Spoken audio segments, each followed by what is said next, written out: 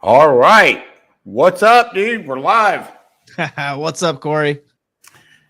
I'm pretty excited about this conversation today, but it feels like, did we miss? Oh, that's right. I did the solo last week, which was interesting. It just came out, which, we went a little bit out of order. I got a few things mixed up with our show notes, but, everything's coming together.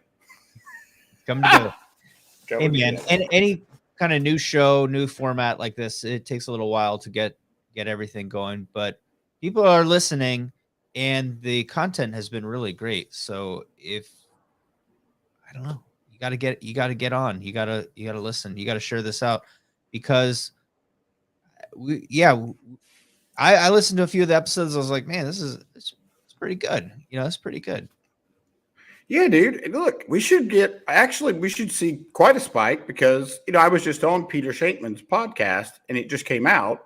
He's got the number one ADHD podcast, I believe, in the whole space, from what I understand. It's pretty cool. So that was a good conversation. It was interesting, right? Yeah. Anyway, he seems like a pretty cool dude. So what are we talking about? We're talking about actually closing the deal. Oh, man. Yeah. So look, it's not always be closing. It's not, you got to be a hardcore closer. It's not any of those things. It's, in fact, I would say it's the opposite of that. I think that, if people if you go in trying to close the deal, you're probably not going to close it because all you're thinking about is like the aftermath. You're thinking about whatever you're going to do with the money that you get from the deal. You've already spent the money on whatever right. And so you're jammed up, right? And then you don't close the deal. And now you're double screwed because you got your hopes up and you didn't make any money. And so people get it wrong, Callie. And, I think they've got to start waking up because this is just not how people buy anymore. They just don't.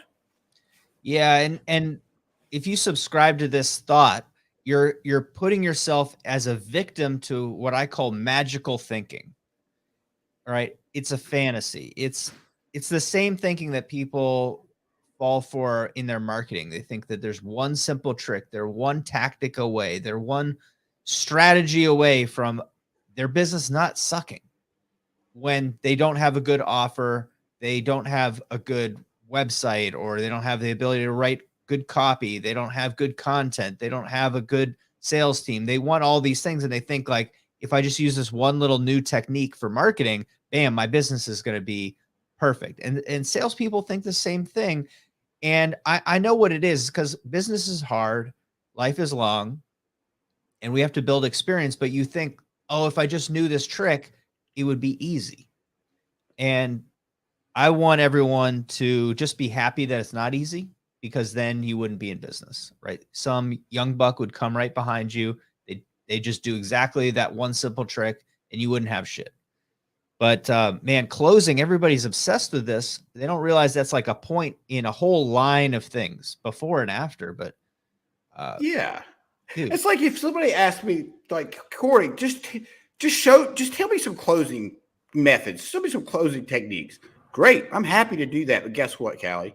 You're not going to be able to implement that shit because you don't have the other fucking steps. You can't just expect for me to give you a closing strategy and now you're a fucking killer in sales. That's not how it works. Yeah. It's like, oh, now I know presumptive close. I'm unstoppable. Like, right. Yeah, you and the other million people that know what a presumptive close is. Right. If you don't, you need to follow our group a little bit more closely. But that's not really what I'm talking about. But in reality, I think let's dial it into ADHD. I think people over focus on this and then they drop the ball on follow-up.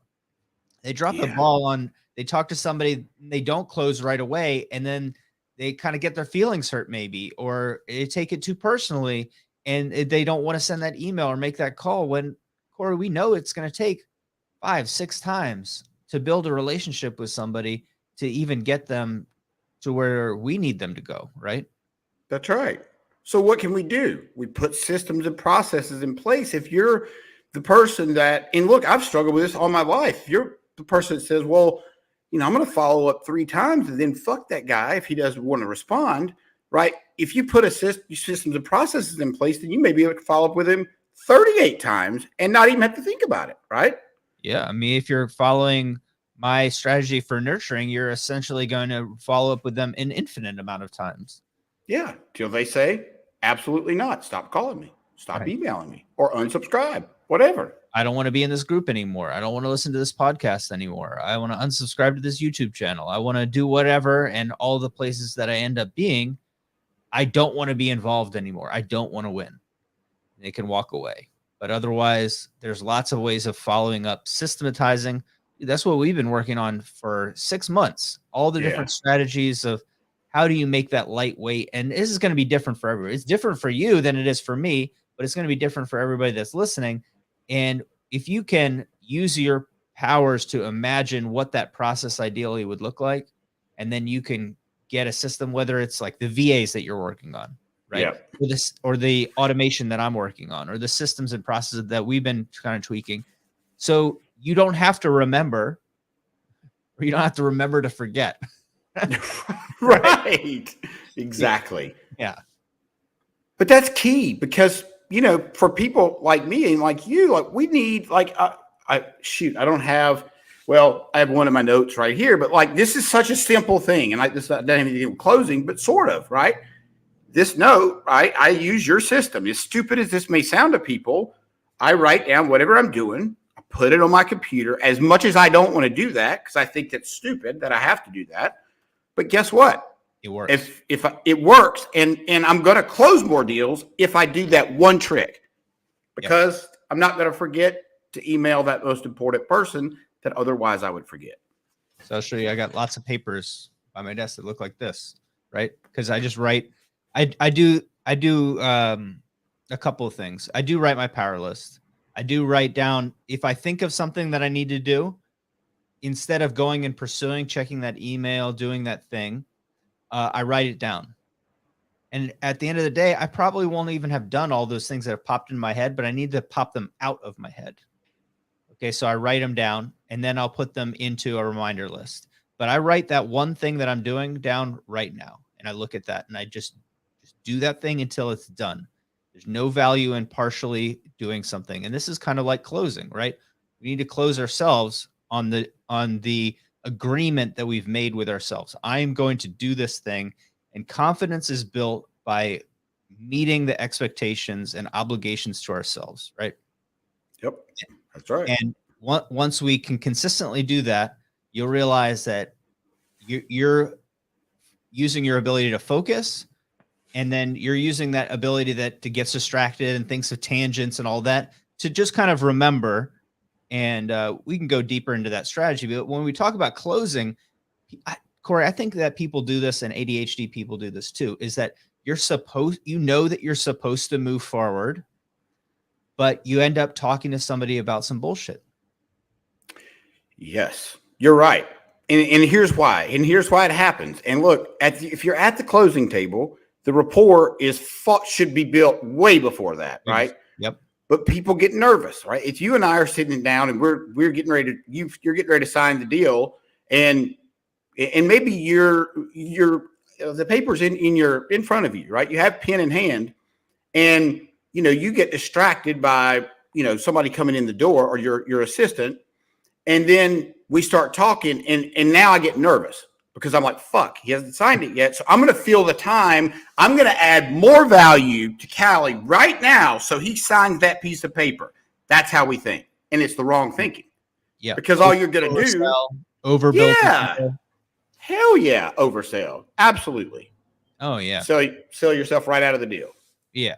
You're going to see this. You see this with content too. It's like I try to walk a fine line, is that I know that I want to give out lots of content. We want to do this. You do the same thing. Give out lots of content, put valuable posts out, podcasts out to help people. But at a certain point, and I don't care what sales you're in. If you're in software, this might be case studies, right? If this is cars, it might be car information.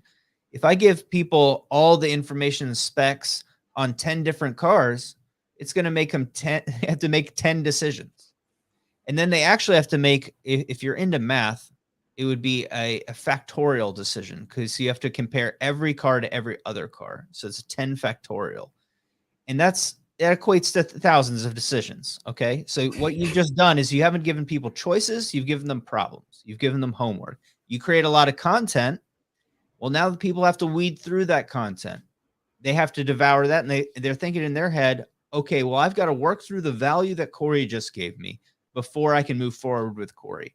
Oh, he just told me something that was disruptive for my entire organization. So powerful. And I need to work through that before I can move forward with him. So unless you're very careful, providing value is always a great way to build rapport and build relationships. But when you give someone homework versus value, you're moving them farther away from closing. And a lot of people are doing this not because out of the spirit of giving or they want reciprocity. They're doing it because they're afraid to talk to people about money. They're afraid to push for the close.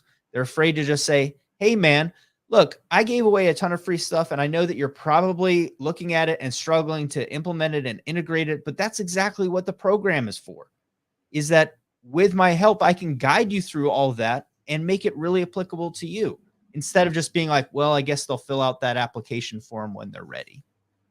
Right.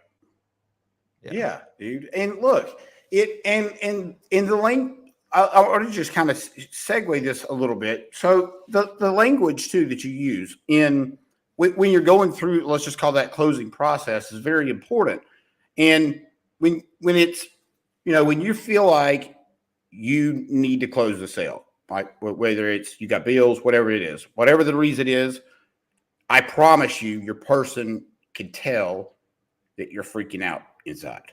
I promise you, like they know, they can feel it. And look, especially ADHD people are intuitive. We have a, I don't know what you'd call it. I guess intuition that's different. And it's a little bit more enhanced than I believe what normal people, because we can feel people's energy. Maybe everybody could do that, but I don't think that's the case.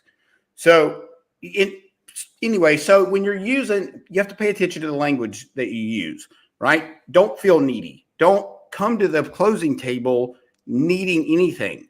Come to the closing table prepared to either do business or not do business, but be okay with either one.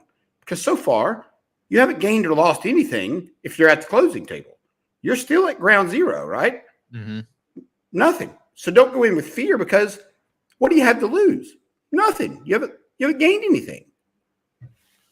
I always think of this question that I initially heard car salesmen say, and the question is phrased differently for different industries, of course, but this is super powerful. What can I do to get you into a new car today? That is pretty powerful, actually. So what you're doing is you're putting the onus, the responsibility on yourself. What can I do to move you forward today?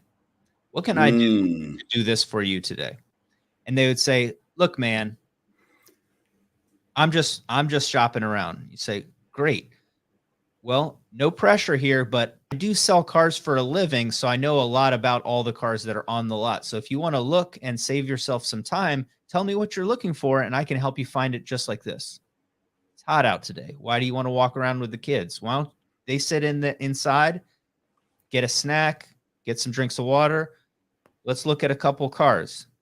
No pressure, but I also have all the keys, right? That was so good. But like, see, this is the same situation, right?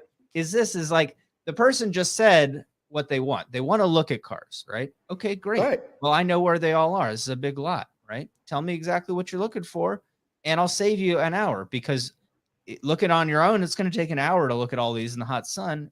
Tell me what you want. We'll go right to those cars, 15 minutes, and you're out of here. Yeah. And that's it. And you could do, this is the same thing for everything. Is what did I just do? It wasn't a tactic or a trick. It was me asking what somebody needs so I can move forward in any direction, right? I want to move forward, because if the guy said nothing, get lost, bozo, I'd be like, great. I've just closed this, and now I have the rest of the day, or I have the rest of my time to go talk to somebody else who's not an asshole, because like, why are they there? Like, why did somebody hop on the phone with you to talk about your software or your service or coaching or your plumbing or your product or why did they show up to your business to do this? Why did they take the appointment? Why are you at their business? Why are they wasting their own time? They're not. You're wasting their time because you don't know what they need to be able to make a decision.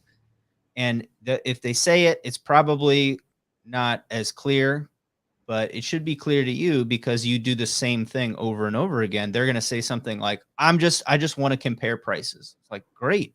Well, I am in this industry, so I know all the competitors and why people choose the different ones. So who have you been looking at?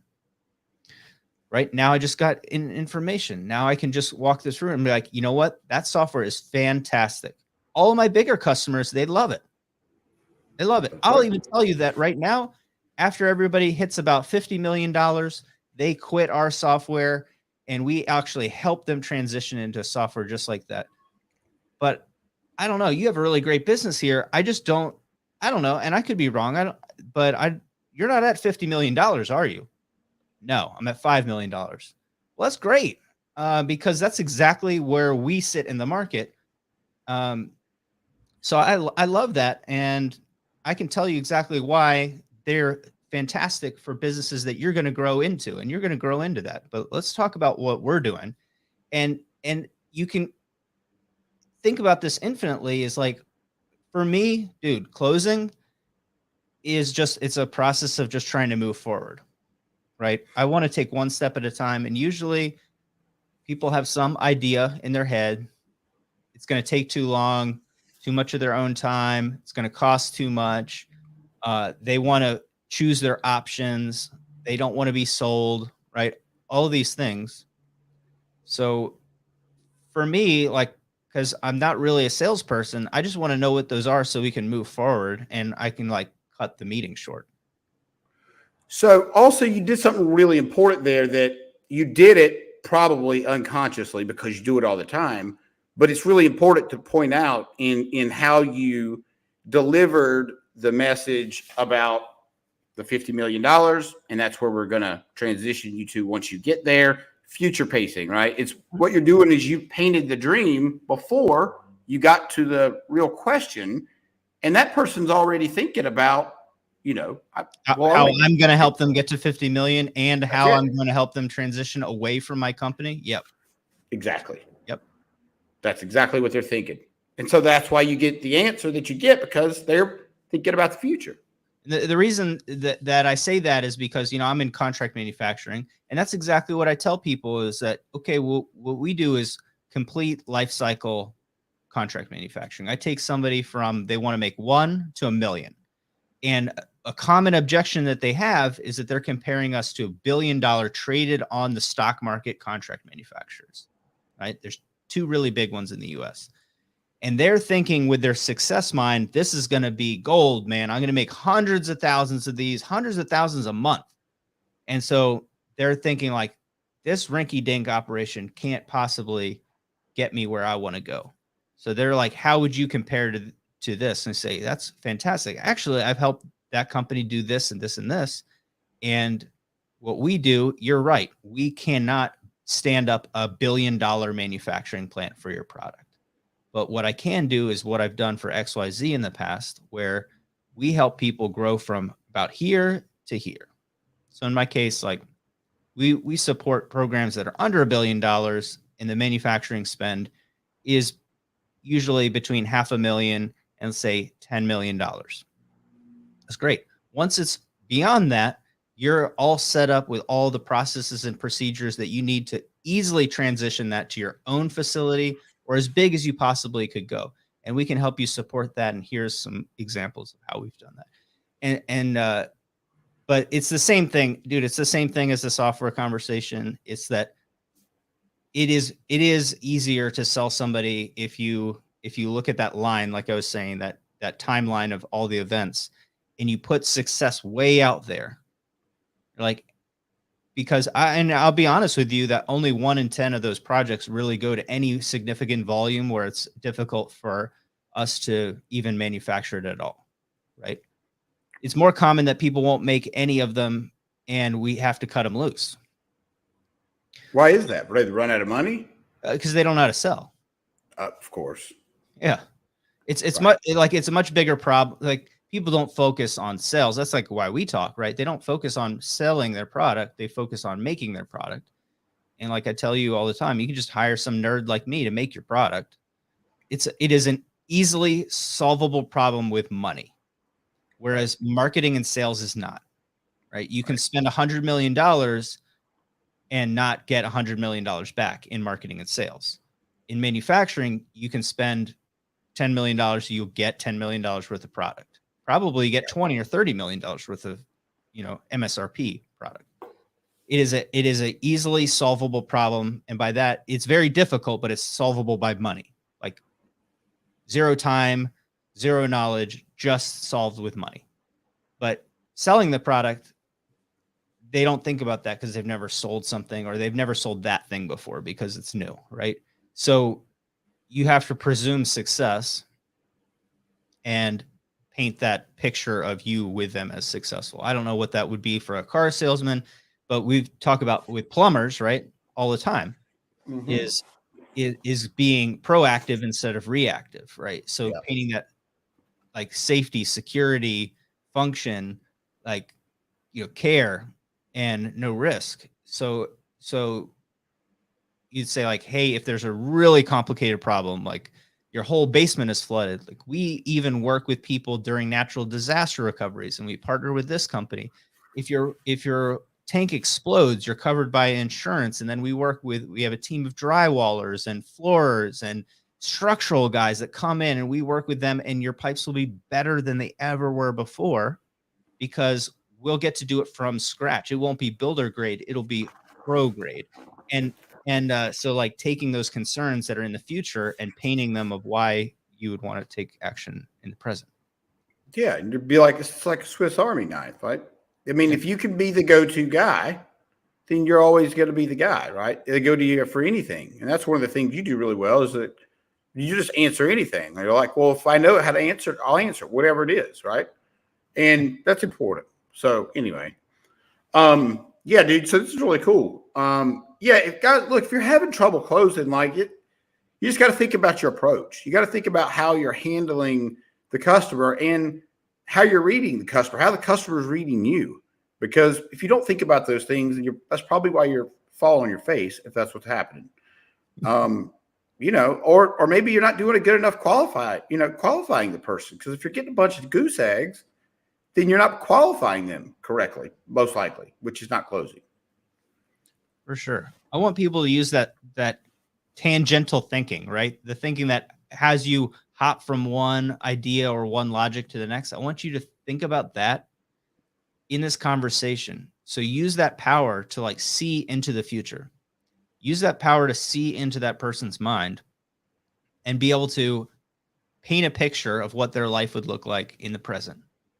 So instead of getting distracted, you have to maybe tell that story a little bit better, because your brain's already hopped 5 hops, ahead. And if you start talking about, living in the future, flying cars and shit, you're going to sound like a crazy person. But if you can talk to them about what they want and how you're going to support them until they get it, you can start, I don't know, pre-answering those objections. I really think that tangential thinking is very creative, and it's a superpower of ADHD, is that you can think of causes. Like, if this happens, then this person will feel like this, and then I'll feel like this, and then this. But the problem is that you're down the road 10 steps, and then you say something, you forget what you're talking about, and you say that thing that's down there. So walk through this process. This is why people should be doing role playing and sales coaching. But if they can figure out how to read somebody and then walk them through those logic steps, boom, boom, boom, boom, boom, in a conversation, they're going to be an amazing closer. It's just, they need to set that time up with you and the people in the group, or their friends, or their colleagues at work, so they can actually walk through those conversations, so they can be really good and understand what we just talked about today. Dude, maybe I'll do a live role play. Maybe I'll do a live role play. That would be pretty fucking fun, actually. Yeah, bring a client on and do some live role play. I think that would be cool. Maybe I think that's what I'm thinking. Like, just how people could pop in and pop out, right? Or live. Right? That'd be cool. That'd be really cool. So anyway, we'll make that happen. Anyway, guys, look, if you haven't joined Sales Legends please do that. You could click on the button below. And that's all I got, bro. All right. Awesome. Let's close it out. Thank you, guys.